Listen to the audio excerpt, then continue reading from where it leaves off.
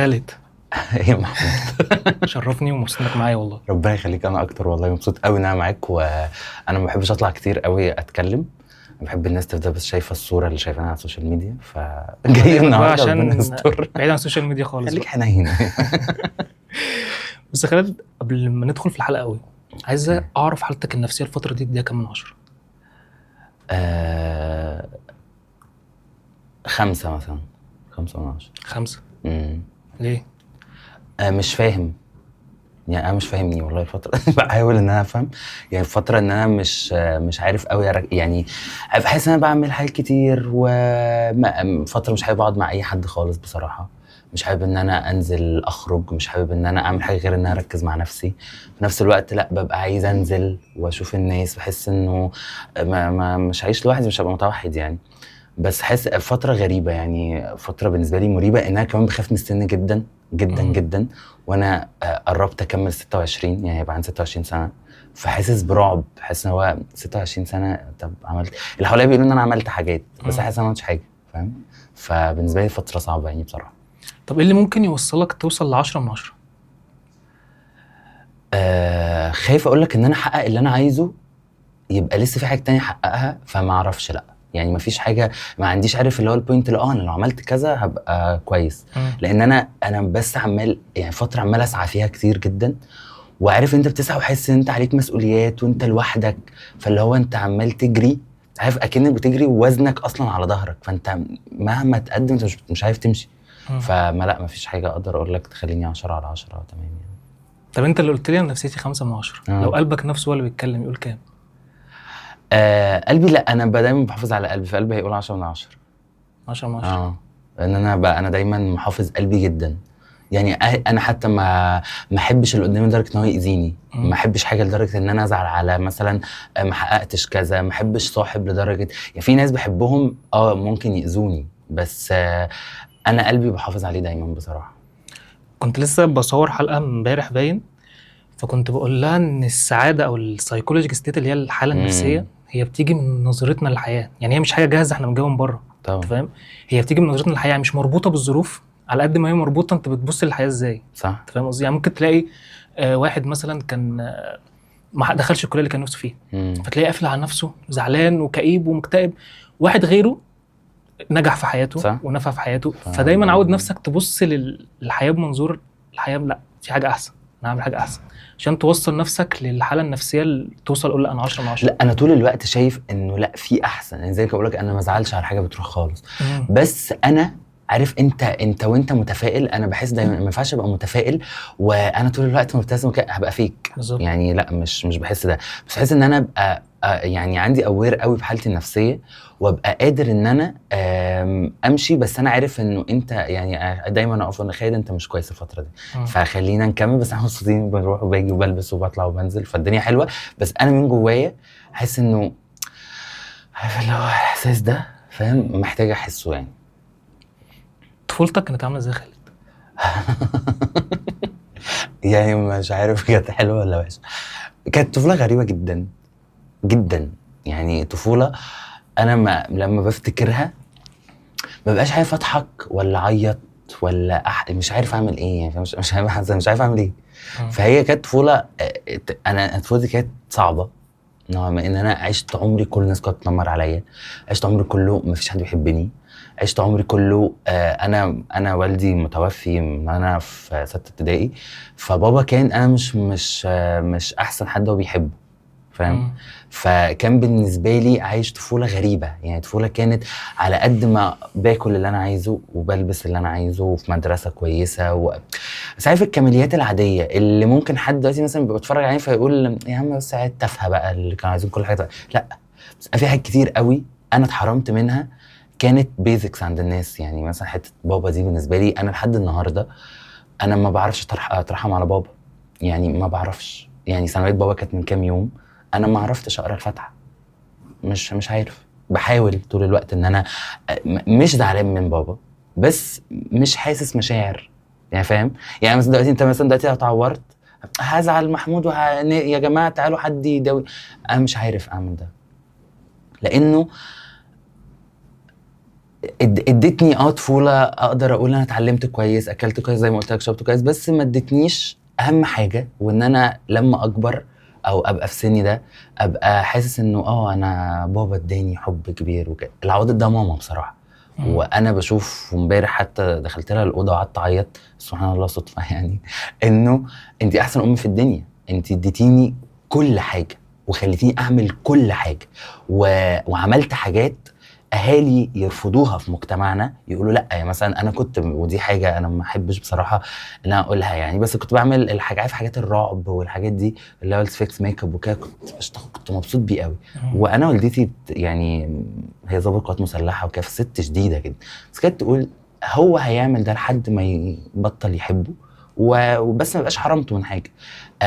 كل حاجه لبس، يعني مثلا انا جت فتره كنت بحب قوي اللبس اللي مرسوم عليه ومش عارف ايه وميكي ماوس والجو ده، كنت شحط يعني كنت في جامعه، فتيجي ماما تقول لي اعمل ده، هتيجي فتره تكرهه. فعلا جت فتره انا ما اقدرش يعني ما احبش البس حاجات مرسوم عليها، ما اقدرش البس مثلا ميكي ماوس، بحب ميكي ماوس ستيل بس ما اقدرش.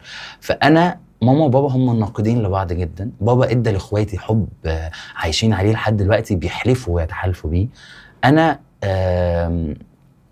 لا ما حسيتش ده، حسيت بضرب وحسيت بالاهانه في المدرسه كنت بتهان. بابا كان بيجي يهني في المدرسه، يعني كان بيجي بس اللي هو لان هو كان من اللي هو مجلس الاباء ده، هو اللي كان ماسكه، كان بيخش مدرسه عادي، كنت انا اللي يعني بيخش يهني في الفصل. اختي كان، يعني انا عمري ما شفت اختي بتتضرب، عمري في حياتي ما شفتها بتتضرب. انا كان ضربي بيبقى قدام الناس كلها، وضرب يعني في مواقف معينه حصلت في حياتي. انا مدرستي مثلا اللي انا كنت فيها في ابتدائي واعدادي، انا ما اقدرش اعدي من جنبها. انا اكتر مكان بكرهه المدرسه، لانه انا عشت فتره. انا فاكر يوم ثالثه اعدادي لما خلصت امتحانات، انا عمري ما انسى النفس اللي انا اخدته. طلعت من باب المدرسه الحمد لله خلصت بكل معرفه. انا اصحابي بتوع المدرسه بكرههم كره العمى، يعني ما اقدرش. لذلك لحد النهارده ولا حد منهم عندي تقريبا، مفيش غير بنتين تقريبا بس هم اللي عندي. لانه عشت يعني، عارف اللي هو يقول لك دايما البذره كانت من الاول كلها غريبه، يعني حاجه صعبه. انا طبعا بحب الفن قوي، صحابي في المدرسه كانوا بيتريقوا ان انا بحب الفن. لذلك انا دلوقتي وما بحبش اقول كده، عشان من قريب كده حد دخل قال لي ماشي انت فين، بس احنا مش عارف احنا دخلنا كليات ايه وعملنا ايه.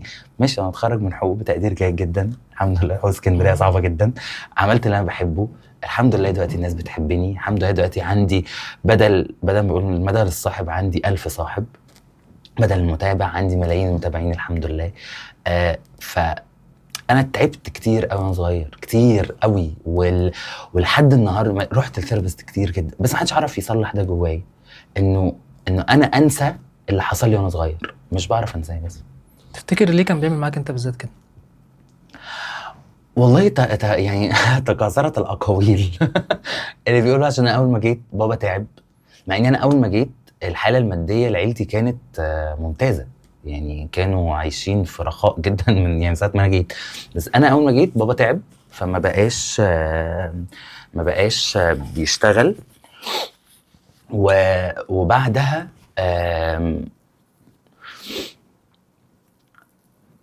ما اعرفش ليه ما حبنيش، يعني ما اعرفش بصراحه.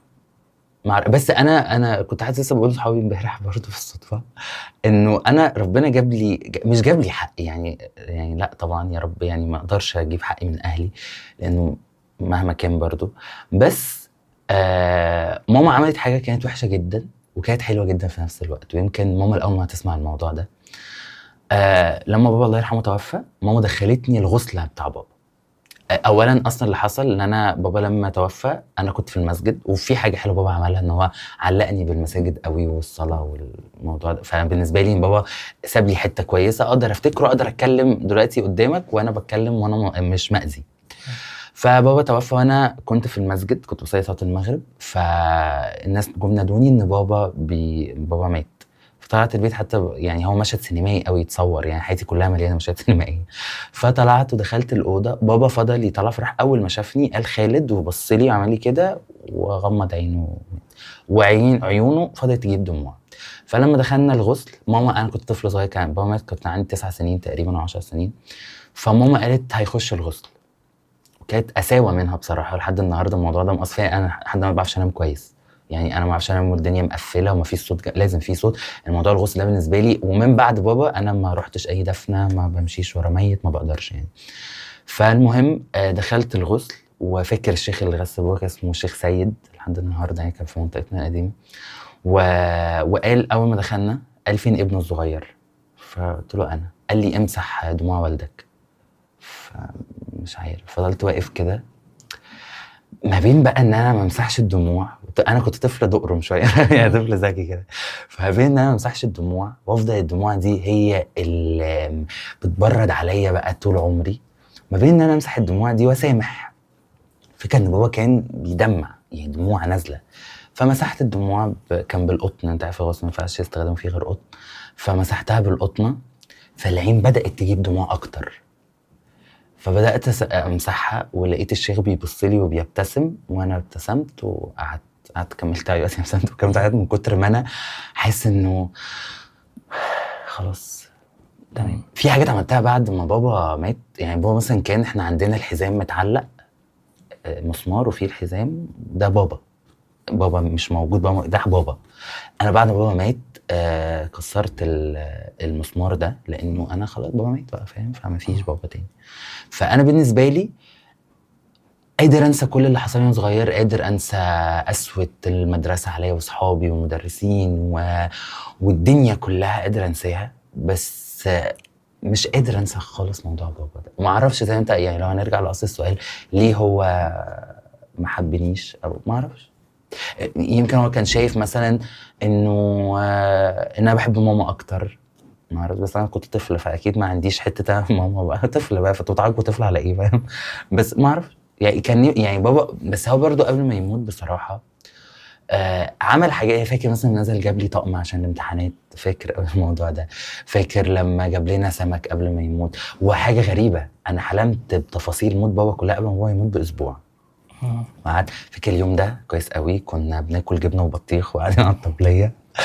وفاكر اليوم ده بتفاصيله. الحلم قلته كلهم قعدوا يزعقوا لي في البيت، ولا ما تقولش كده مش عارف ايه. فعلا كل حاجه قلتها، واختلاف بابا هيدفن فين. وفعلا بابا كان طول الوقت جايب عامل قبر لنفسه ومش عارف ايه. القبر ده بابا ما اتدفنش فيه، واتدفن في مقابر عيله ماما.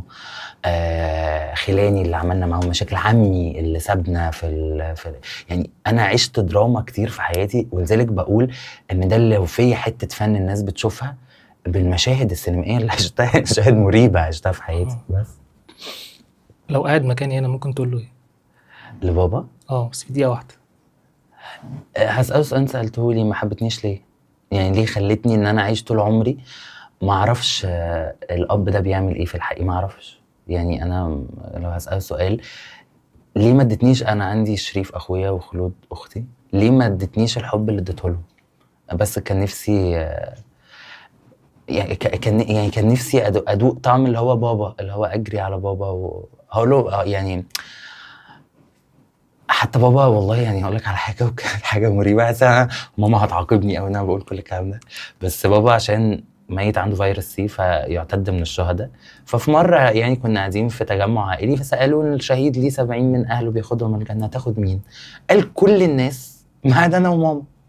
مع ان ماما دي اللي شايلت بابا في تعب وشايله يعني احنا اللي بعنا الورا قدامنا 12 سنه ماما قاعده على تعب بابا ده مفيش. وكل الناس تقول هيموت، انت بتصرفي على الفاضي. تقول لهم ده اخر الوقت. طب بتطلقي وسيبيه لا، هفضل. يعني مثلا زوجة بابا التانية يعني كانت عايشه الحياه جدا، بس انا امي اللي تعبت واتمرمطت وشالت اللي ما حدش في الدنيا يقدر يشيله.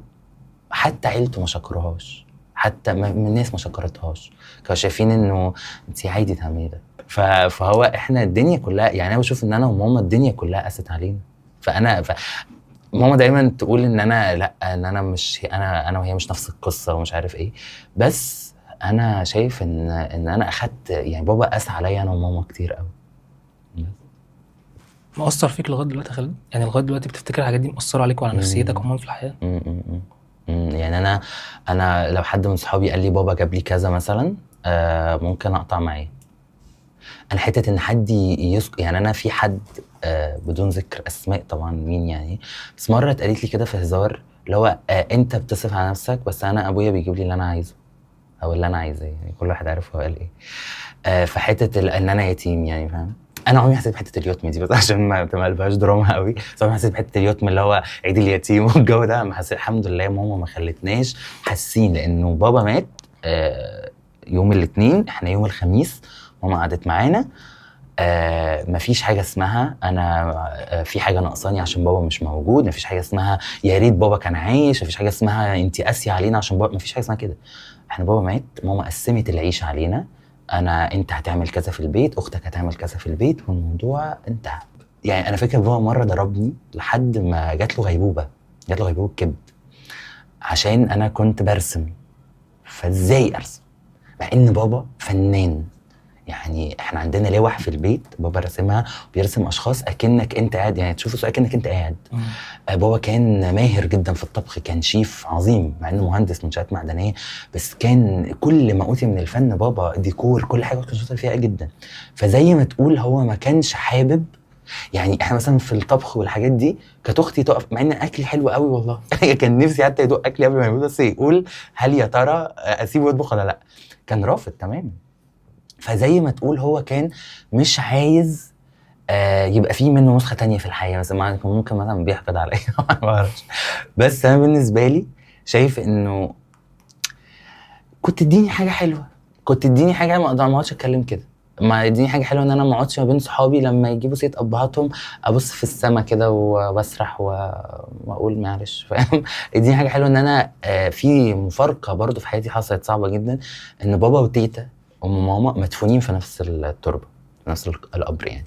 فانا لما بروح ازور تيتا، انا تيتا بالنسبه لي اكبر وجعت في حياتي، مش هعرف اتوجع زيه تاني، هو وفاه تيتا. بالنسبه لي تيتا اخر حاجه قايلاها، بص بقى يعني الفارق العظيم يعني، انه ما حدش يزعل خالد، اخر جمله تيتا قالتها وبعد كده خلاص توفت يعني. فانا بالنسبه لي تيتا انا بروح عند قبرها لحد دلوقتي، وماما كتير بتمنعني ان انا ما اروحش، نفسيتي بتتعب، بروح اعيط واتكلم معاها، بقرا الفاتحه لبابا لانه بقراها على كل المسلمين يعني في المقابر، بس ما بعرفش حتى اقف اتكلم مع اتنين في نفس المكان اليافطتين جنب بعض، ولكن ما اقدرش، ما بعرفش يعني. ما كانش نفسي مثلا بابا يكون معايا في تخرجي، مش هيبقى نفسي بابا يكون معايا لما اتجوز، ما كانش نفسي بابا يشوفني وانا مشهور، لان بابا لو كان عايش انا ما كنتش هبقى مشهور، انا كنت هبقى بشتغل شغلانه انا مش بحبها. عايز اقول لك على حاجه، مثلا انا بفتكر دلوقتي موضوع الجيم مثلا، انا ليه ما بروحش جيم؟ ودي بقى حاجه جديده بقى ممكن اقول لك اكسكلوزيف، انه انا في سنه رابعه ابتدائي او ثالثه ابتدائي اعتقد رابعه، بابا كان شايف ان انا بالمسمى بقى الرجولي انا عيل طري، فوداني الجيم اشيل حديد، وانا عظمي مثلا، انا كنت سفروت جدا يعني انا صغير، انا دلوقتي كبرت بقى يعني العز بقى عليا، كنت سفروت جدا، فانت توديني اشيل حديد ليه؟ يعني ايه المغزى؟ هبقى راجل في ايه يعني؟ ابقى حداد بالعقل يا والدي العظيم، فليه توديني اشيل حديد؟ فلا ان ده مش جايب معايا، وقعدت اعيط في الجيم. فالراجل بتاع الجيم لحد النهارده ده يعني هو قفل الجيم وفتح مكان بتاع صابون منظفات وكده عندنا في منطقتنا القديمه، ما اعرفش اعدي من عنده، ان انا فاكر انا اتاذيت في المكان ده فمش هروح. لقى ان ده مش جايب نتيجه، كان في سمكري تحت البيت قال له هيخلص امتحانات وينزل يشتغل معاك. طبعا دي كانت عركه ما بينه وبين ماما، عركه عظيمه جدا يعني، انه لا انا مش بصرف كل ده ومش مدخلاهم اغلى مدارس ومش عامله عشان ابني في الاجازه ينزل يشتغل. ففي حاجات كده عدت. في مثلا موقف ماما ما تعرفوش لحد النهارده، انا واختي بس نعرف بابا عمل فيا ايه. ماما ما تعرفوش عشان حاجه، عشان ماما لو عرفته حتى الفاتحه اللي ممكن تقراها على بابا مش تقراها يعني. بس بابا اذاني اذى قدام مدرسيني ما كانش طبيعي خالص مع العيله. وهقول لك على حاجه، مره بابا تعب قوي، واختي كانت عند جدتي وانا اللي كنت قاعد معاه، فلقيت انه فقعدت معاه فتره تعب، وانا قلت لك كان عنده فيروس سي، فكنا قاعدين يعني اغلب الوقت بيبقى تعبان. فلما تعب انا لقيت عمتي جايبه لي دبدوب بتكافئني، فهي اصلا مفيش حد بيحسسني ان انا بعمل ده طبيعي يعني. هو حتى انا حنيتي على بابا ما في يعني، بابا كان بيعمل حاجه غريبه جدا. السيفن، انا طول عمري بعشق المشروبات الغازيه، بشيلها عشان لو دي اعلان يعني بس المشروبات الغازيه عموما بحبها قوي. كان بيقفلها جامد قوي عشان ما اشربش منها. مش بخل، بابا كان كريم جدا، بس هو رخام عليا، اللي هو يعني فاهم انت تستاهل ترخم عليك. عمل حركه لحد النهارده لا انا لاقي لها تفسير، ولا لو حكيت لك تلاقي تفسير. ماما تعبت ودخلت عشان هي ضابطه مسلحه، فكانت محجوزه في مصطفى كامل. مصطفى كامل زمان ما كان زياره المرضى في العنايه من كاميرا. وكان عندي يعني النهارده ليله الامتحان، بكره امتحان، كان عندي امتحان عربي، واخدني الصبح، فاكر كان يوم جمعه، واخدني ورحت ازور ماما وعلى الكاميرا. وانا بالنسبه لي بص ماما دي يعني اعمل فيها انت عايزه، بس ماما دي محدش يلمسها يعني. فخليني اشوف ماما في الكاميرا وهي مش قادره تشوفني. وساعتها غنينا لبعض اغنيه ورده، ومن يوميها الاغنيه دي احنا الاتنين فاهم مع بعض يعني بنسمعها. اللي هو انا بغني لها عشان تفضل فاكره الاغنيه، عشان وانت طب ليه ودتني يعني؟ انت كده ليه؟ ما وداش اختي يعني. خلود ما شافتش ماما في العين لحد حتى لما نحكي الموضوع ده، خلود ما بتفتكرهوش، بس انا اللي في منظر ماما في العنايه والانابيب بقى والدنيا. طب ليه؟ عندي امتحان بكره انا عربي يعني المفروض انها حاجه تانية تفرحني مثلا. فاكر يوم ده خدني جاب لي رز بلبن وجاب لي طقم جديد. طب ليه؟ يعني ليه العذاب؟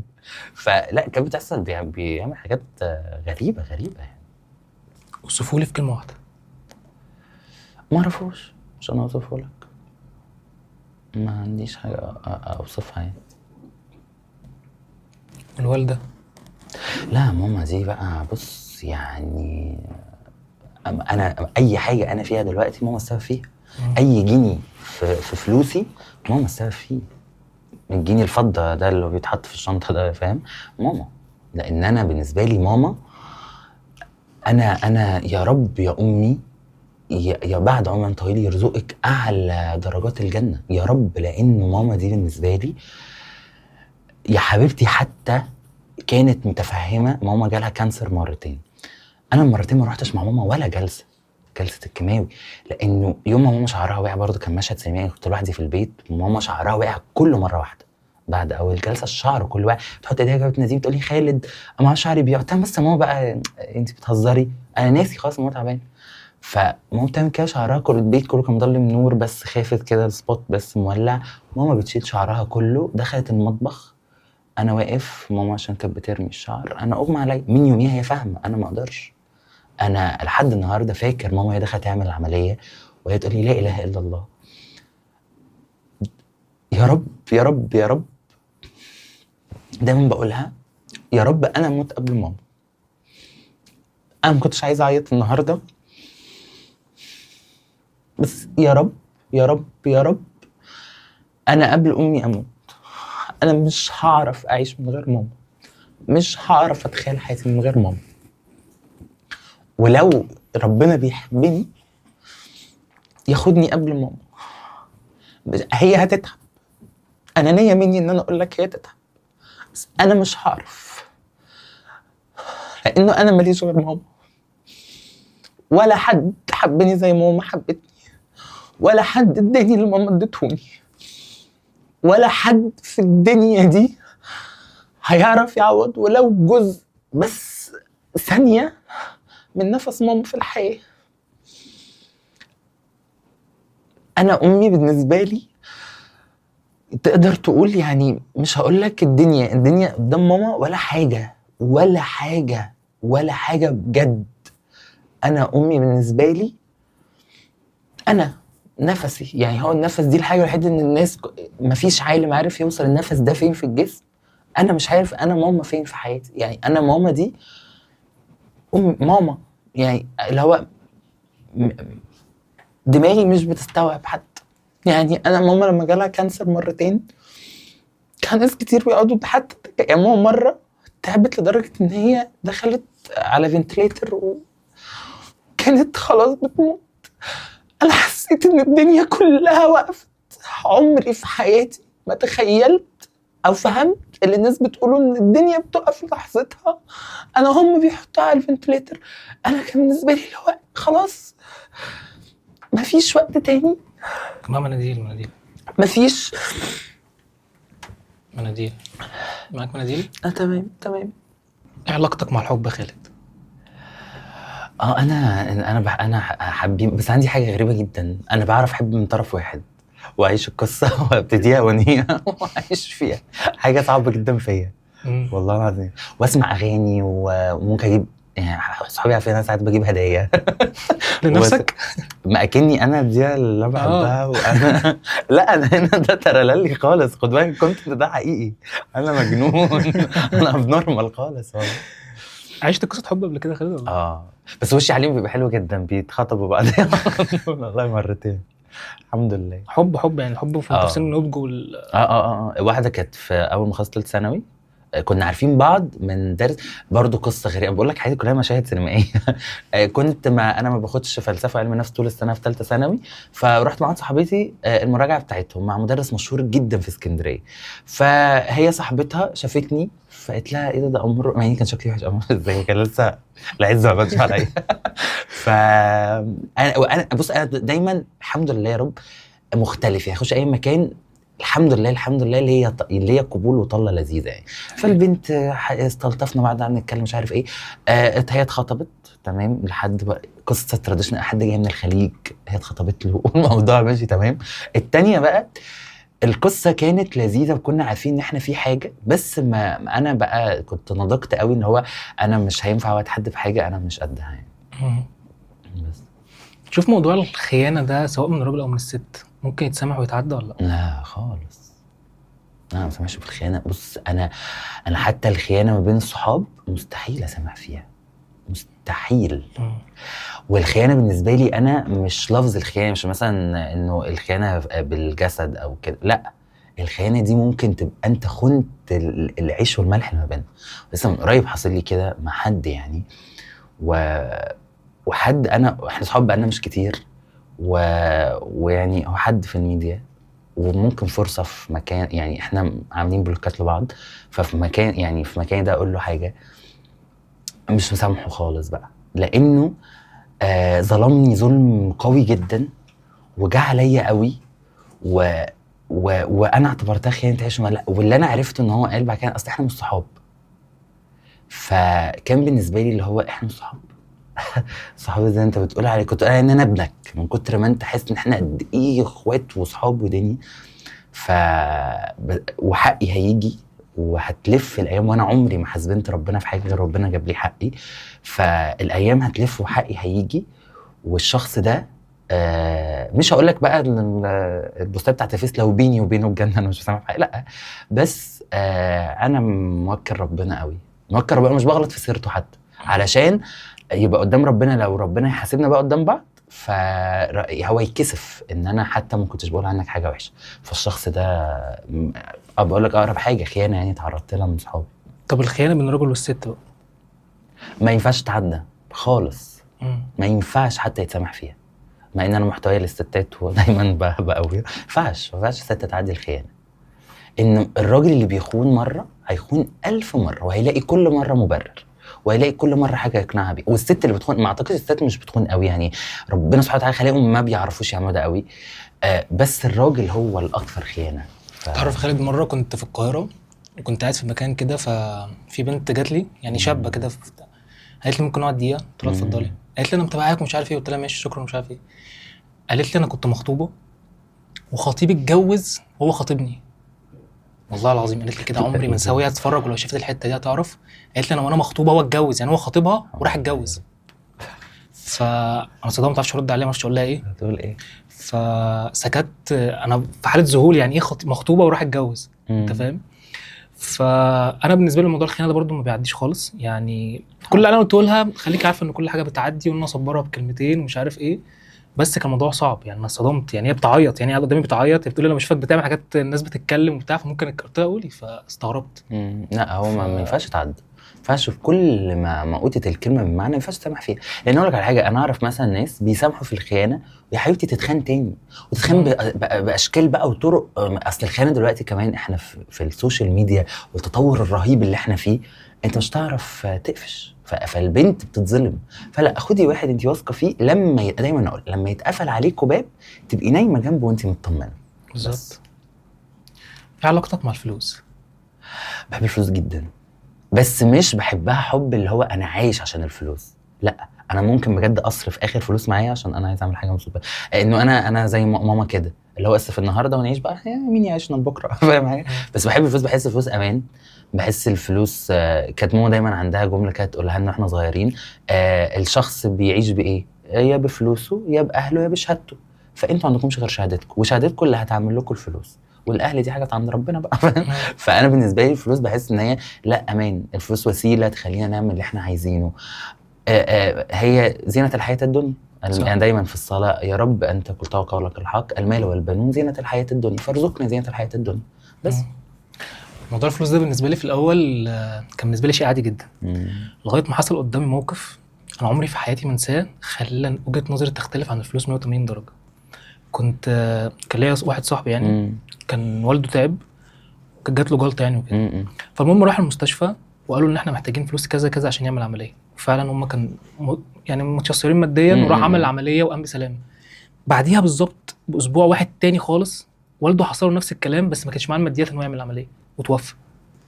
اوكي. ففي وجهه نظر بس عشان الناس تقول لك الفلوس ممكن لا، الفلوس ممكن لو واحد تعبان تشفيه وتجيب له علاج وتخليه يتعالج كويس. لسه من قريب معده مش عارف ماسبيرو تقريبا مات عشان 1200 جنيه ما عرفتش تدفع بالظبط. لو الرقم صعب بس كانت 1000 وحاجه يعني.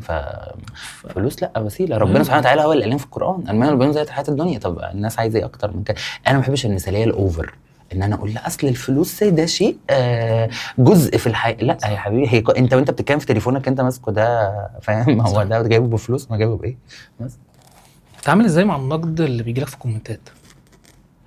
بس الاول كنت بتاثر قوي، ستيل دلوقتي في حاجات بتضايقني قوي، بس بحس انه انا مضايقك وبتتفرج عليا، ده انا كينج ده انا مفيش اجدع مني، ده انا كده كسرت الدنيا. فانا بيضايقوني قوي، كانوا بيضايقوني، ودلوقتي في ناس بتتلذذ. بس في مره مثلا رديت على حد يقول يا نجم انا بحبك قوي والله العظيم، وكان نفسي ترد عليا مش عارف ايه، فانا خلاص بقى فاهم. خصوصا الناس مفكره ان انا في حياتي بمشي بقى انشي عملشي وانشي مفيش، ما بعملش كده يعني مفيش انسان عادي، بس هو كاركتر سوشيال ميديا. بس انا دايما اقول حاجه، من تعرض للعمل العام تبرع بنصف عرضه او تلت عرضه حاجه كده يعني. فانا يعني خلاص تقبلت. بس الموضوع بيأذيني يعني، الناس بجد بيتلذذوا ازاي يكتبوا كومنتس تضايق. والله العظيم مره واحده قالت لي انت بتتنفس كده ليه؟ يعني دي حاجه، دي بقى هي بتنتقد جهازي التنفسي يعني حاجه انا ما اعرفش شكلها عامل ازاي. يعني الناس لا صعبين. بس بصراحه عشان انا ابقى صريح، انا اللي بيحبوني ملايين، اللي بينتقدوا مئات. ولا ببص، انت ما تتفرجش يا سيدي، هم بيخشوا يردوا على بعض، ما تتفرجش عليه. تمام، بتتفرج عليه ليه؟ هو اغلب اصلا بينتقدوني وبيبقوا شباب، وعلى الفيديو ده انت ما تنزله خد بالك هيبقى برضه شباب وكان كده ليه الهبل اللي هم بيعملوا ده. بس انت فاضي لدرجه ان انت تخش يا سيدي ما تسمع، مش انا تافه مش انا واحد بعمل حاجه، مش انا ما بعملش حاجه مفيده بتتكلم عن انت مالك، او انت اصل يقول لك اصل هو بص بيتكلم في حياه البنات، بيتكلم في حاجاتك انت يعني ده اكتر نقد بيجي لي. هي ما بتتكلمش على حياه الشباب. احنا عندنا ايه يا محمود؟ ماشي انا النهارده عشان اجي لك اتاخرت عليك عشان تيشيرت وبنطلون، بس بنت عشان تجي لك حوارات بقى وفيديوهات وتيك توك وتقرب وتبعد ففي البنات ماتيريال، وطول عمر الممثلين كل حاجه، البرامج في قناه اسمها هي يعني من كتر ما الست محور الحياه، من كتر ما الناس فيهم في تفاصيل وفي كلام البنات، فطبيعي اتكلم عنه زعلانين ليه يعني فاهم. بس كنت مره ماشي مع والدتي في بتحب تنزل على البحر نمشي شويه وكده، فكنت انا في الفتره دي كنت متضايق شويه وكده، فقالت لي حاجه كويسه قوي نفعتني عموما على السوشيال ميديا او عموما في الحياه مع الناس. قالت لي ان الناس مش بتشوفك زي ما انت، الناس بتشوفك على حسب قلوبهم عايز تشوفك ازاي. ده بجد قالتها لي كده، ومش عارف اجيبها على الفيسبوك ولا ايه، بس هي قالتها لي يعني. وفعلا الكلمه دي لغايه دلوقتي يعني في دماغي، يعني اللي عايز يشوفك شيطان هيشوفك شيطان، واللي عايز يشوفك ملاك هيشوفك ملاك بالظبط. فما تحاولش تبرر لحد او تشغل دماغك بحاجه زي دي. لا بس انا بحب اللي بيتابعوني يعني انا كخالد، انا الناس اللي تابعوني دول، ودايما بقولها ومش بقولها والله العظيم نفاق، لان انا ما بعرفش اكذب ولا انافق، ما بعرفش كل الناس عارفه عني كده، دول السبب في كل حاجه حلوه انا فيها. ولو ان هقول لك على حاجه، الناس اللي بتتفرج عليا على الميديا هم في تكه صغيره ممكن يتقلبوا عليك، بس انا الناس اللي بتابعني عارفيني، انا بيتابعوني ستات كبيره، امهات، عيله، هتلاقي راجل جاي لي يقول لي انا مراتي بتحبك واولادي عايزين يصوروا معاك مش عارف ايه. فانا عرفت ابني قاعده لذيذه الناس تبقى عارفه ده ابننا. يعني انا افتكر مره ست كانت بتتابعني وهي جده وعيالها كلهم مسافرين بره ومفيش حد بيسليها غيري، تخش تبعت لي على ماسنجر وعامل ايه يا خالد النهارده مش عارف ايه. فاهم بيحبوني حتى بيشوفوني. يعني في ستات بتشوفني بتبوسني بتاخدني بالحضن وبتبوسني لو انت ابني تعالى ما تتكسفش. لسه من كام يوم واقفه فيه وحضنتني وبتقول لي عليها دخلت زيكم ومش عارف ايه. فانا بالنسبه لي عملت حاجه قويه الحمد لله يا رب ويديمها مع الناس. ازاي انا بقول انا مش بلوجر بوب كورن. في البلوجرز طالعين جداد اللي هم ناس بس تشوفهم ترندات وبيمشوا. لا انا الحمد لله عامل مكاني لوحدي قاعد لوحدي والدنيا تمام معايا. بس ايه علاقتك مع الصحاب؟ علاقه لذيذه. علاقه لذيذه يعني. يعني انا بالنسبه لي بص مش عارف ينفع اقول ده ولا لا، الناس هتاخدها بقى دي الحاد او ايه مش عارف، بس هقولها. انا بشوف ان ربنا ما بيحبش يبقى حد جنبي. انا بتشغل قوي. يعني انا الحمد لله يا رب الحمد لله انا بطبيعتي متدين شويه. فانا لما ابقى بقى هوجه وسفر ورايح وجاي تلاقيني اتشغلت شويه. فبحس ان انا لا انا صاحبت ناس كتير قوي على مدار عمري. وهقول لك على حاجه لذيذه، انا اول صاحب صاحبته في حياتي كان عندي 14 سنه. قبل كده كانوا بتوع المدرسه ما كناش علاقتنا لذيذه. انا بقول لك زي ما قلت لك يعني في اول الحلقه. فالناس اللي موجوده دلوقتي ناس بتحبني قوي، ناس قريبه مني قوي. في كام حد منهم دول اللي انا عارف ان دول هيكملوا معايا. دول انا واثق وانفست في العلاقه دي ان هي تكمل العمر كله. في ناس تانية لا، زي بقول لك اللي هو تعرضت منه الخيانه انا ما قلتلوش اي حاجه. انت كنت شايفه صاحب العمر بقى، صاحب العمر صاحب العمر. بس اكتشفت ان انت ولا حاجه. يعني انت اخدت كل صحوبيتنا دي كعتها ورميتها. فعلاقتي مع الصحاب على قد ما هي حلوه على قد ما هي توكسيك. بس في ناس منهم علاقتي طبعا بيهم مش توكسيك. في كام حد ومعدودين على الايد الواحده مش على الايدين الاثنين. فبالنسبه لي دول ناس لذيذه وناس انا بعيش وببقى حقيقي قدامهم. بس الباقي بنمشي دنيتنا مع بعض. فاهم؟ بص انا ما بحبش اسال حاجه خالص في السوشيال ميديا، ماليش دعوه بالسوشيال ميديا خالص. عايز اعرف علاقتك مع حبيبه النجار عشان انتوا بتحبوكوا سوا. بص انا حبيبه بالنسبه لي زي خلود اختي بالنسبه لي بصراحه. ولكن حبيبه احنا تبكى للصحاب. يعني احنا ال الشرح العلمي للصحاب نتعارك كتير مصالح كتير مش عارف ايه. بس حبيبه انا اصحى دايما اقول لها حبيبه ما تقسيش عليا، لان انا ما بحبش القسم. وهي بتعملها غصب عنها. ان الناس ما تعرفوش عن حبيبه ان حبيبه عندها كتير قوي ما قالتوش للناس. ويمكن انا الوحيد اللي اعرفه عشان انا وحبيبه احنا مش اخوات. احنا عارف اللي هو عارف التوأم الملتصق. انا حبيبه بالنسبه لي كده. فانا بقدر ساعات بس كتير الناس بتشوفهم هي مثلا الفتره دي الناس شايفه انا وحبيبه مش ظاهرين مع بعض. في خلاف ممكن ما بيننا بس على حاجه عبيطه قوي وبنرجع نصالح. بس انا عشان عارف لما تكون عارف القصه كامله فبتقول اللي قدامك خلاص ماشي. فبس حبيبه حته صغيره وبقول لها بطلي تقسي عليا علشان هي حبيبه جميله بس عارف ان مفيش حد يستحملها غير خالد. هي دايما تقول مش حد يستحملني غيرك يا خالد. بس الحته دي عارف اللي هو بس ظلم ليها وظلم لصحوبيتنا والعيش والملح والبيوت اللي داخلينها لبعض. لما اقول لك اصل لا حبيبه قاسيه قوي، لا حبيبه لو فيها عيب ففيها مليار الف ميزه. وانا دايما اقول اي حد خرج من حياه حبيبه هو اللي خسران، حبيبه مش خسران لانه هي كويسه قوي. حبيبه اقول لك على حاجه، حبيبه فيها ميزه ما تلاقيهاش في كل الصحاب. حبيبه ما تعرفش تغلط في حد. يعني مثلا اتعاركت معاك ما تغلطش فيك في ظهرك، ما تتكلمش عليك وحش، ما تخونش العيش والملح. هي تتعصب. حبيبه من النوع شبه الامهات. ولذلك انا دايما اقول لها انت هتبقي ام صعبه. هي شايفه تبقى ام ديفا قوي بس هي تبقى ام صعبه ان حبيبه تطلع تطلع تطلع تطلع انا عارف شبه البالونه الهيليوم كانت تتنفخ قوي ومجرد دبوس تنزلها. حبيبه كده ان حبيبه دايما ناس كتير يقولوا عليها بجد حبيبه دي ايه، حبيبه تافهه مثلا او حبيبه عندها في لا حبيبه عدت بحاجات في سن صغير. حبيبه يعني حبيبه دي لو تقول لها خيانه الصحاب حبيبه دي تحكي لك عن خيانه الصحاب. يعني تعمل مجلدات. بنزعل من بعض كتير ممكن كتير نقفش على بعض ممكن كتير ممكن ما نتكلمش مش عارف ايه. بس عيب صغير هي لو قعدت مكاني ممكن تقول لك برضه عيب بس ما نعرفش نقول في بعض لا اسمع لا. بس هي بس حته الاسوء ان حبيبه عارف اللي بيبقى حاسس ان احنا اخوات مثلا في بيت واحد، انت هتبقى مستحملني اي حاجه، فهي بس انا القسوه دي بتجيب لي كرشه نفس من الناس كلها، مش من حبيبه تحديدا، بس علاقتي بيها ان هو حبيبه اختي، يعني اختي بالنسبه لي. انا دايما حتى اقول لها ولادك اصلا ما لهمش خال غيري. ابوها بالنسبه لي يعني عمو حسن ده بالنسبه لي راجل، انا يعني بشوف فيه مثال الاب الحقيقي، ما شاء الله الله اكبر. مامتها دي يعني مش هبقى بالغ بقول لك مامتي، اختها، انا عيلتي الحبيبه هكذا. فاحنا الميديا كتير بيشوفها، هو انتوا ليه بقى انتوا بتحبوا بعض؟ انا وحبيبه دايما بتقولها انا ما استحملش واحده زي حبيبه. انا ما بقى يا حبيبه احنا اخوات، عايزه زي اختك، انت ممكن ما تقدرش اختك تشوفها، ما ينفعش تحس انت بتعمل حاجه حرام، فاهم حاجه؟ انا بالنسبه لي حبيبه، ودايما بدعيلها ان يا رب يعوضها خير عن كل حاجه وحشه فيها، الناس تعرفها او الناس ما تعرفهاش. لانه انا بشوف يعني زي ما قلت لك، هي انسانه عندها كتير قوي تقول، وعندها كتير قوي لسه وناس كتير قوي بتستكتر عليها شهرتها، والناس لا دي عاشت اللي ناس كتيره ممكن ما يعيشوش. حبيبه النجار عاشت ده صعب قوي يعني، فانا بحبها بس حبيبه ما تقسيش عليا.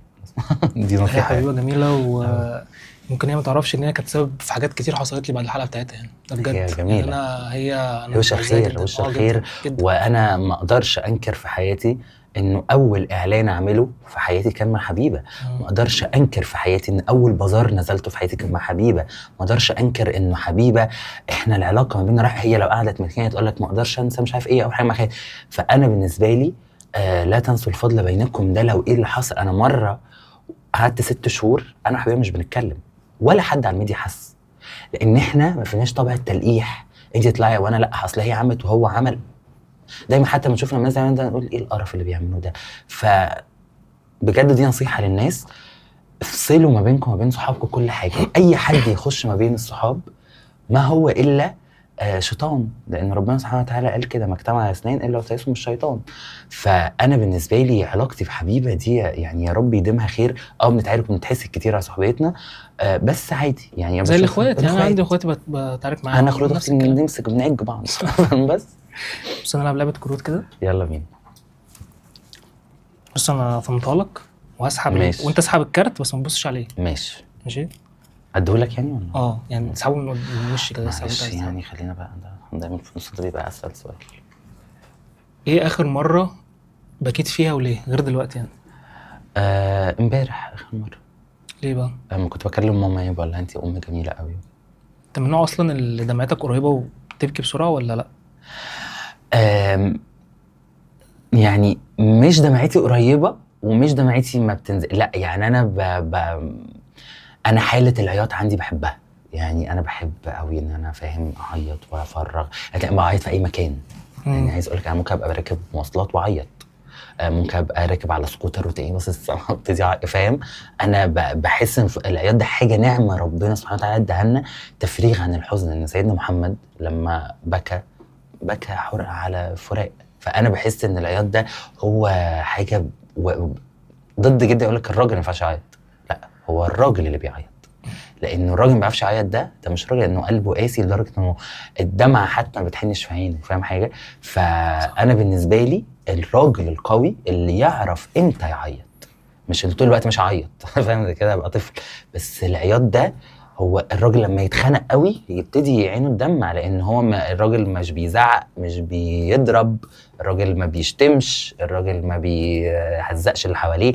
الراجل لما يكبت قوي يقعد مع نفسه ويعيط، لان يطلع الطاقه ويطلع قوي للناس. دي معنى الرجوله لبعض الناس اللي مش فاهمهاش يعني. بشوف ان اعظم نعمه ممكن ربنا يديها لواحد الاحساس. طبعا بحس ان الواحد ما عندوش احساس او يحس بغيره او يحس باي حاجه في الدنيا، بحس ان هو زومبي، هو انسان، هو مفيش. هي نعمه سر الخلق الاحساس، صح. ان ربنا بيخلينا نحس بكل حاجه، تستشعر استشعار النعم، الامتنان. ان انا اقعد ابص للزرع، اقعد معاك دلوقتي سبحان الله الانوار عليا، غيري نفسه يبقى قاعد مكان. فكل ده صح. دي نعم لازم نحس بيها. يا محمود مش عارف زي ما احنا بقى استنى هتيجي. ايه اكتر موقف كسر قلبك ومش قادر تنساه لحد دلوقتي؟ كسر قلبي مش قادر انساه؟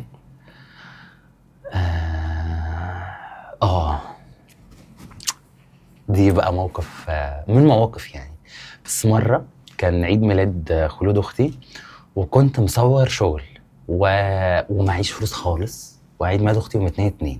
وكلمت البي ار اللي هي كانت جايبه لي الشغل وقلت لها والنبي انا محتاج الفلوس قبل 2/2 عشان اجيب لاختي هديه. احنا عيله المناسبات مهمه قوي يعني، اعياد الميلاد ورمضان والحاجات دي عندنا طقوس وكل الناس عارفاها. فبالنسبه لي ان انا كان نفسي اجيب لها هديه قوي، وكنت لسه مشهور جديد، فانت عارف بقى اللي هو عايز اجيب لها بقى هديه غاليه. فعدى 1 2 و2 2 و3 2 ما عدتيش الفلوس. انا اليوم ده فاكر كويس قوي، قعدت اعيط من قلب يعني، كنت فاهم يعني ايه حته كسره القلب. لو انا مكسوف قوي انا مش عارف اجيب لاختي هديه في عيد ميلادها. فدي حاجه بالنسبه لي، انا بحب ماما وخلود بالنسبه لي الدنيا كلها، وبحب قوي اجيب لهم هديه عشان اشوف رد فعلهم. انا من الناس دي اللي هو اجيب لك هديه عشان اشوف بقى هتعمل ايه وكده. فكان ده موقف من المواقف اللي كسرت قلبي يعني. جميل يا خالد والله العظيم، يعني من اطيب القلوب يعني. اللي انت بتقول عليه ده بيبين قد ايه حنيه جواك مش طبيعيه والله حقيقي يعني، انت فاهم. بس انا تعبنا برضه. ايه اكتر غلطه عملتها ولسه مأثره فيك لحد النهارده؟ ان انا عرفت الشخص اللي هو اللي لسه قايلك عليه ده. غلطه كبيره جدا، وغلطه مش حابب يعني بصراحه. ندمت ان انا مديت ايدي فيهم اكلت معاه في طبق. ندم وعلمني درس قوي جدا، انه لو الوقت اتكرر بيا انا عمري ما كنت همد ايدي اكل معاك. ولو اني ما افتكرش ان احنا برضو جمعنا اكل كتير، اعتقد مره، ويعني الحمد لله ان ربنا سبحانه وتعالى كان برضو مديني اشارات. كنت الشخص ده يعني دايما كده احس انا بحبك بس مش برتاحك قوي، ما اعرفش اتكلم معاه قوي، ما اعرفش عارف ايه. لا اصدق جمعنا اكله في مره وسبحان الله يا رب يعني كانت في ضلمه. سبحان الله يا رب سبحانه وتعالى عالم. فالشخص ده غلطه في حياتي، درس قوي، وبالنسبه لي اتعلمت منه قوي، والحمد لله ان هو عدى وانا مش حاسس بيه. اسحب اخر كارت يلا. يلا بسم الله. طب ما تختار لي انت كارت حاجه جديده، يلا ابوظ الفورمات. لا عادي. اختار كارت حلو. اختار لي انت على ذوقك. نخليها ضحك شويه. يلا عادي. كفايه عياط، كفايه مناديل. في سؤال ما فيش ضحك خلاص. لا يعني مش لازم. حلو ده. ايه اكتر موقف حصل لك قدام الناس وخلاك عايز الارض تبلعك؟ عارف عمر حسين في خطوبته البنطلون بتاعي كده، واصل اليوم ده حبيبه قالت لي يا خالد البدله دي مش لذيذه، البدله مش حلوه. قلت لها اسكتي بقى سيبيني. كانت بيج وبنطلون كحلي عمري ما انساه، والبدله دي كل ما البسها لازم يحصل لي كارثه. لبستها 3 مرات، مره لبستها في خطوبه حد فركش. ثاني مره لبستها كان في انترفيو وما اتذاعش تمام، وثالث مره كانت في خطوبه عمر. بس الحمد لله هو منا اتجوزوا فالحمد لله يا رب. يعني اتمنى بدل كل اتقطعت كده. مين بقى اللي وصلني اليوم ده؟ مش هقول كانت دعاء ام خالد اللي وصلتني معاها في العربيه، سترتني سترت مسلم ربنا يسترها دنيا واخره. وربطت بقى البتاع البليزر عليا، وكان موقف. وانت مهما تداري انت مش عارف تداري يعني، مهما تداري هتيجي وتوريها لي. فده اللي كان حاصل. ده كان موقف غريب. اسعد لحظه في حياتك لغايه دلوقتي؟ اسعد لحظه في حياتي يوم ما جبت تقدير في الكليه، لانه كان طول الوقت الناس بتقول لماما فاشل ومش عارف ايه وانا قصه دخولي ثانوي كانت قصه برضو كبيره كده، وكانت قصه غريبه جدا، وقصه دخولي الكليه كانت قصه برضو صعبه، وانا في الكليه سقطت سنه، فكانت ماما فقدت الامل ان انا اتخرج بتقدير، ولكن انا حطيت في دماغي ان انا اتخرج بتقدير. فانا فاكر انا في سنه رابعه طلعت من ترتيب على الدفعه، لان كنت جايب جيد جدا مع مرتبه الشرف، والتقدير العام بتاعي كله كان جيد جدا. فماما يوم ما سمعت تقدير سنه رابعه، ما كانش لسه بقى التقدير عام طلع، سمعت التقدير سنه رابعه. انا لحد النهارده في الهايلايتس عندي على الانستجرام هتلاقي حاطط هايلايت بقول فرحه اهلي وزرغوطه ماما بتزغرط. فاكر اليوم ده كانت ماما عامله فاصوليا خضراء باللحمه. ماما قعدت تزغرط لحد ما قلبها ما كانتش قادره تستحمل، لحد ما اخدت دايناتر اللي بتحط بشر اسمها ايه اللي تحت اللسان ده، من كتر الفرحه انه ده كان انتصار ليها. ماما ما سابتش التليفون اليوم ده، اتصل الو لا مش خالد جنب جاي جدا بقى مش عارف ايه. كانت سنه رابعه دي، ماما كانت متاكده ان انا هسقط سنه رابعه، لان كنت بدات اتشهر شويه. واليوم انا فاكر ماما مره مسكتني زعيق ومش مسكت التليفون ومش تطلع على الميديا ومش عارف ايه، هات لي تقدير واعمل اللي انت عايزه. فانا يوم ما جبت تقدير ماما كان بالنسبه لها انتصار. فانا دي اكتر فرحه، يعني اكتر زغروطه ما بقدرش انساها، ان حتى لما حد يزغرط حواليا افتكر الزغروطه بتاعت ماما دي. وزغروطه خلود بصراحه، خلود برضه كانت فخوره بيها قوي. واصعب لحظه في حياتك؟ هي لحظه ما ماما شعرها وقع من الكانسر دي، كانت لحظه. ولذلك انا بقول انا هيجي في يوم ربنا هيديني الفرصه ان انا اعمل عمل حتى لو فيلم قصير. بس اللحظه دي، يعني لحظه شعر ماما ما وقع دي اصعب لحظه. انا بقول لك اغمى عليا كده، يعني انا كنت فاكر في بيتنا قديم في المطبخ، ففي سلمه عاليه كده انا وقعت كده. سبحان الله. برضو عايز اقول حاجه لكل المحاربات، يعني ماما كانت قبل ما شعرها يقع كانت تقول انا هجيب باروكه، انا مش هستحمل تشوفوني كده مش عارف ايه. يا رب سبحان الله سبحان الله، ربنا ده رؤوف قد ايه بعباده. ربنا كان محلي ماما في نظرنا بطريقه يا محمود انت مش متخيلها. اللي هو الله ماما شكلك تحفه. ومش بنجامل، حتى هي كانت معجبه بشكلها قوي. فربنا سبحانه وتعالى رحمته ما فرقتنيش في حياتي ابدا، يعني الحمد لله، حتى في لحظاتي الصعبه يعني الحمد لله. عايزك تسيب لنفسك رساله للمستقبل تفتكرها دايما. ابص في الكاميرا براحتك. لا ابص كده. عايز اقول لنفسي لو انا بتفرج على نفسي قدام، انت عديت بحاجات صعبه قوي وعديت بحاجات انا حتى او انت يا خالد بتتفرج عليا ما حكيتهاش، ومفيش غير انت وربنا اللي عارفينها بس. انت دلوقتي انت بتتفرج عليا وانت عايش في عز احلامك. تاكد ان انت تستاهل اللي انت فيه ده، تاكد قوي. وهبقى انا بتفرج على نفسي وانا بضحك وبقول هي بجد، وابقى قاعد في بيت احلامي ومعايا عربيه احلامي وبشتغل الشغلانه اللي بحلم بيها، وماما هتبقى معايا ان شاء الله. فهنبقى بنتفرج على الفيديو ده انا وماما بتبص تقول لي يا لولو وصلت اللي انت عايزه. بس ان شاء الله باذن الله. انا متاكد ان شاء الله. السوشيال ميديا خدت منك ايه وادتك ايه؟ ما خدتش مني اي حاجه خالص، ولكن ادتني كل حاجه انا حلمت بيها في حياتي. ادتني الامان، ادتني الحب، ادتني الفلوس. الحمد لله على قد ما انا اقدر اعيش كويس ان انا اعيش اهلي في مستوى هم يرتاحوا فيه. ولسه هتديني اكتر. والسوشيال ميديا ربنا سبحانه وتعالى اداهالي مكافأة طيبة ومكافأة حنينة، وانا طمعان في كرم ربنا ان يبقى فيه اكتر. بس السوشيال ميديا دي انا من غيرها كنت ما اعرفش كنت هبقى بعمل ايه. بس انا ما كنتش عايز ابقى مشهور، كان نفسي ابقى ضابط قوات مسلحه جدا. ما دخلت ما جبتش مجموعه في ثانوي دخلني قوات مسلحه، فقلنا هبقى ضابط متخصص. دخلت حقوق، عندي كل السبل ان انا كنت اخش، وربنا ما ادانيش ده عشان ربنا عارف ان ده طريقي. ولحد دلوقتي بحب اصحابي الضباط جدا وبقول لهم انا كنت هبقى زميلكم. فانا ربنا اداني حاجه حلوه قوي، وشكرا يا رب على الميديا. شكرا لكل الناس اللي بتتابعني، كل حد فيهم ليه فيا زي اكنهم عيالهم. فهو انا بحب الميديا قوي، ويا رب ربنا ما يفتنيش بيها، تفضل خير ليا ما تبقاش شر ليا. اخر سؤالين. يلا بينا. نفسك تقول لي مين انا اسف؟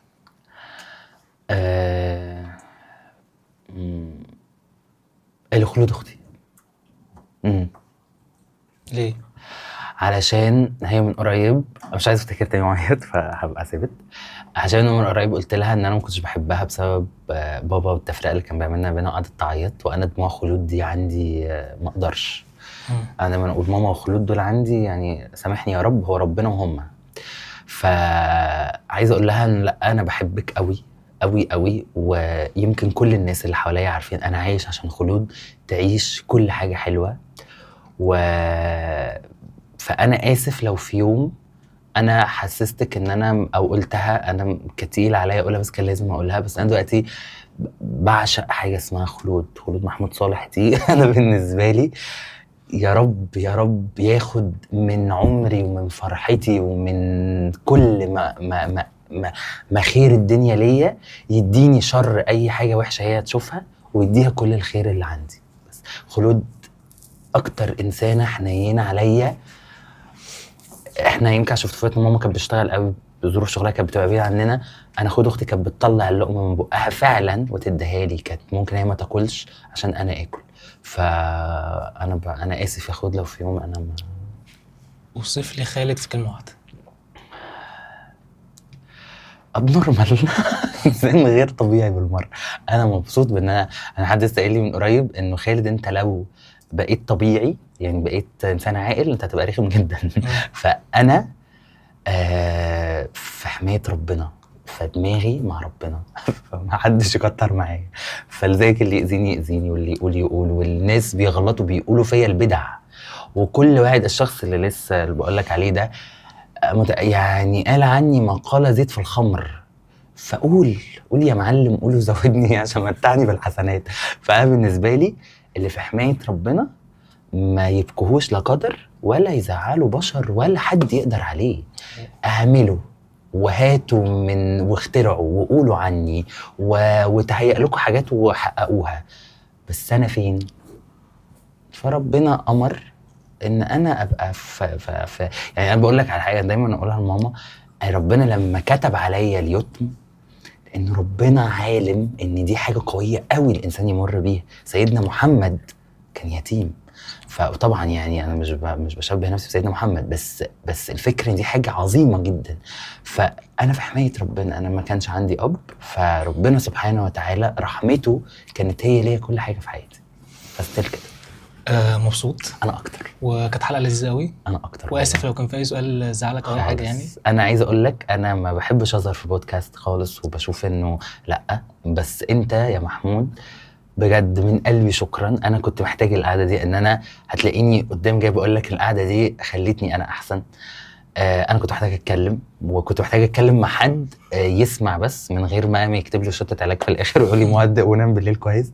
فشكرا يا محمود. واللي انت القعده دي هي مش قعده برنامج، ده خير انت عملته، تخلي حد يتكلم ويفرح نفسه. افضل وكمل، وانت ربنا هيكتب لك خير كتير قوي، لان انت بتخلينا احنا نبقى كويسين من جوانا، فربنا مسخرك لعباده، فدي حاجه حلوه. ايه شهاده والله العظيم، يعني انا مبسوط بيها جدا. الله يخليك يا محمود. اخر حاجه بس، كتكوته دي جت منين؟ كتكوته بس قولها صح تحديدا. ستي الله يرحمها يا سيدي. انا كنت عارف اقول قطه، كنت بقول كته، فجت كتكوته من هنا. جت عارف منين بقى ليه؟ طلعت على الميديا اتعاركت مع روان عصام. كانت انا من اول ما طلعت كانت الناس بتشبهني وروان زي بعض، فجيت خنقت بقى، فخلاص بقى فاسمي كتكوته من هنا ورايا، فاهم بقى اللي هو. فالحته جت من هنا، ورونا بحبك قوي. يعني السبب ان الاسم ده يطلع هي روان عصام، انه انا كلمتني مكالمه واختار لك اسم شهره ومش عارف ايه، ان انا اسمي بيزك جدا، اسمي محاسب خالد محمود. وانا محمود محمد، انت فاهم. يعني اسم عادي، مفيش زي صحابي بقى العربي والتوشيبا والحاجات دي. انا خالد محمود فكتكت الحمد لله يعني. حبيبي خلود، حبيبي تسلم. اي حاجه. تسلم حبيبي.